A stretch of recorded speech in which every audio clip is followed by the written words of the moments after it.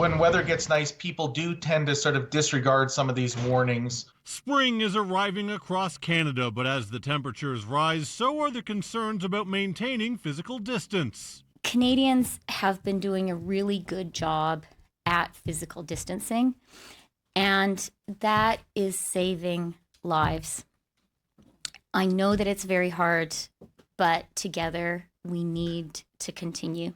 The good news is, generally speaking, warm weather isn't inherently bad. We're getting a little more sun, vitamin D, mood improves, and immunity is absolutely tied to mood. Slightly more humid weather, it helps our airways. When our airways dry out, it's easier for the virus to get in. The challenges with being outside are obvious. There clearly isn't enough room on this sidewalk to pass anyone unless you walk onto the road.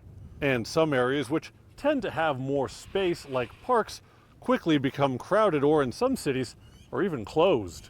We already have an example with Vancouver, whose earlier spring than the rest of the country had people rushing to walkways before many were shut down or monitored more closely.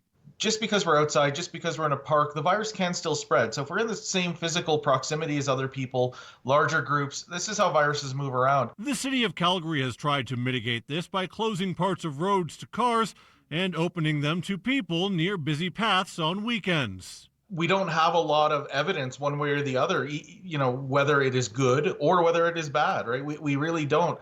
I think people should receive credit for thinking about it and for trying to come up with solutions. But unfortunately, we're not going to know how it works until we try it. For anyone who is thinking about skirting the rules or feels they've already done enough, just look at what's happening in other countries. Where we see staggering casualties, horrific scenes at hospitals, to really understand how important it is for us as a country to stay disciplined. In Calgary, Jonathan Muma, City News.